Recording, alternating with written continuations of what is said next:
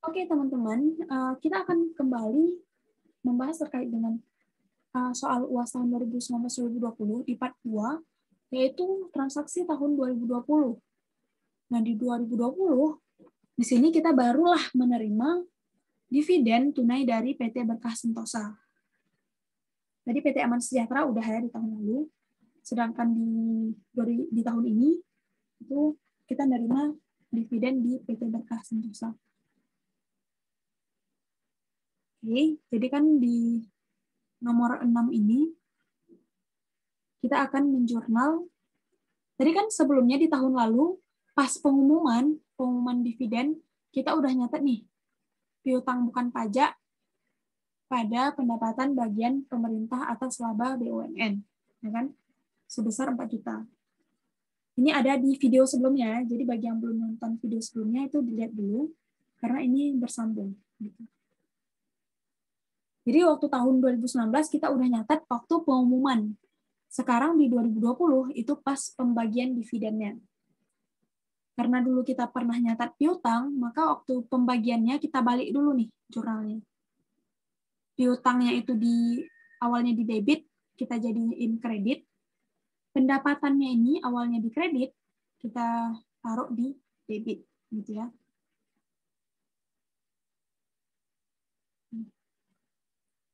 Nah terus, ini kan kita balik nih, karena untuk balikin piutangnya tadi, biar piutangnya habis. Barulah karena kita nerima dividen, kita jangan lupa jurnal dedel pada pendapatan bagian laba bagian pemerintah atas laba BUMN sebesar 4 miliar. Gitu. 4 miliar ini dari mana? Jangan lupa lagi tadi cara ngitungnya.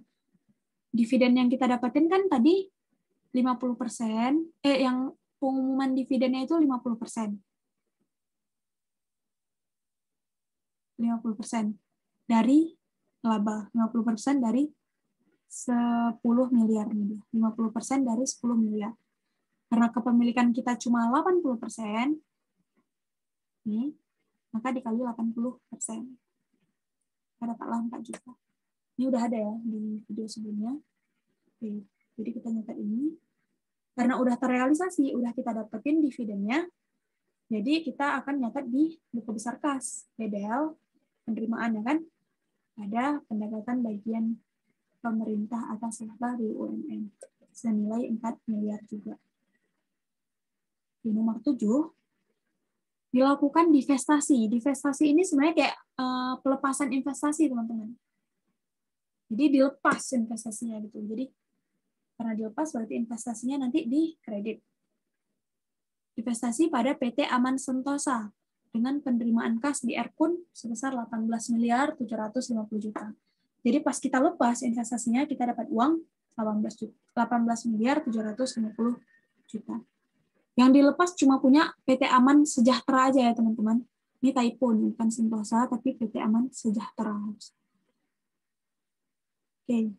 Nah, tadi kan kita dibilang dapat uang, berarti kita dapat dedel, kita jurnal dedel sebesar 18 miliar 750 juta. Terus kan ini divestasi ini kita ngelepas investasi. Artinya investasinya harus kita lepas, kita buang, kita kreditin. Karena investasi itu saldo normalnya debit, berarti kalau kita lepas kita akan kredit gitu. Kita kredit sebesar apa? Kita hitung nih teman-teman, berapa sih sebenarnya nilai investasi kita di PT Aman Sejahtera ini. Jadi di PT Aman Sejahtera. Jadi sebenarnya nilai investasi kita itu punya investasi awal itu ada ya, sama dengan, nah kita di PT Aman Sejahtera itu saldo awalnya itu ada 15 juta. Ditambah, nih kita lihat nih investasi jurnal-jurnal investasi terkait PT Aman Sejahtera. Berarti kan PT Aman Sejahtera ini pakai tinta hitam ya. Kita lihat nih. Nah, di sini ada penambahan investasi di debit kan. Berarti tambah 3 miliar. Oke. Ada lagi nggak terkait dengan investasinya? Ini nggak ada, yang warna hitam-hitam aja ya kita lihat. Karena PT Aman Sejahtera. Ini nggak ada, Ini juga nggak ada. Nah, jadi cuma ini aja nih. Nah, nilai investasi kita 18 miliar nih, teman-teman, di akhir 2020 nih. Di tahun 2020 ini saat mau divestasi. Ada perbedaan, ada selisih. Kok uang yang kita dapat lebih besar daripada nilai investasinya? Berarti kita untung. Makanya kita catat pendapatan pelepasan investasi pemerintah pada PMN. Karena kita untung ya, jadi kita di kredit ini kita buat pendapatan. Sebesar selisihnya. 18 miliar ini, 18 miliar 750 juta dikurang 18 miliar. Jangan lupa karena kita nerima uang, kan, karena kita divestasi itu kita lepas investasi, kita dapat uang sebesar 18 miliar 750 juta, maka kita nyatet dedel pada penerimaan pembiayaan sebesar 18.750 juta. 18 miliar 750 juta. Oke. Nomor 7 udah selesai, kita ke nomor terakhir. Pengumuman rugi atau defisit operasional dari PT Berkah Sentosa sebesar 2 miliar. Jadi teman-teman, sebenarnya rugi atau defisit ini ada dua, yaitu ada besar rugi atau defisit terkait operasional ataupun non-operasional. Kalau kita lihat di sini, nah ini dia.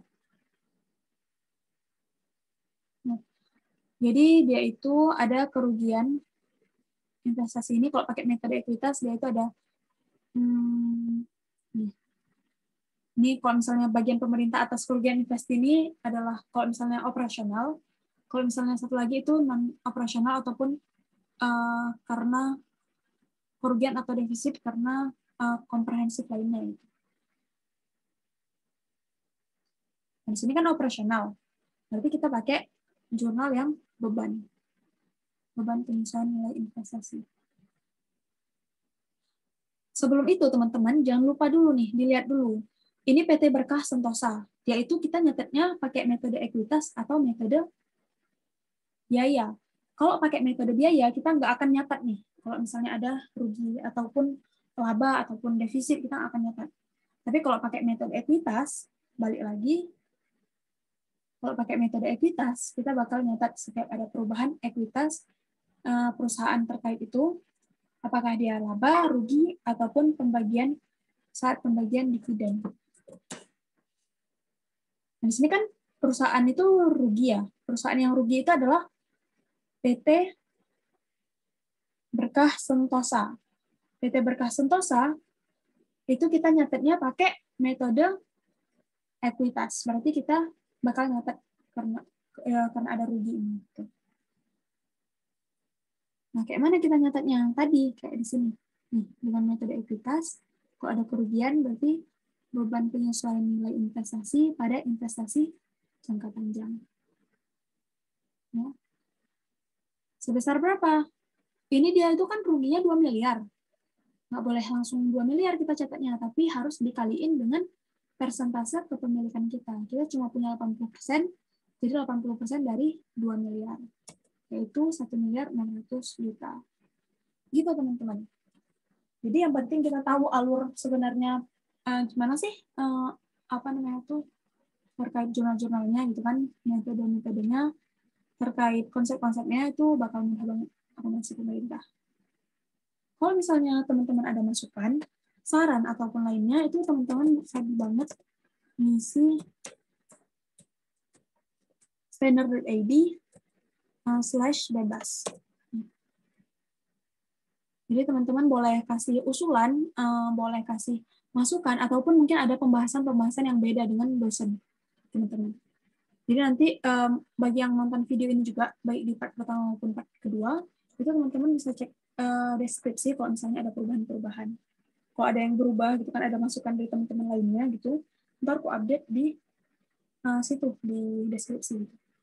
Jadi kalau misalnya ada yang mau request, boleh banget request nanti ke depannya mau bahas apa, soal apa gitu.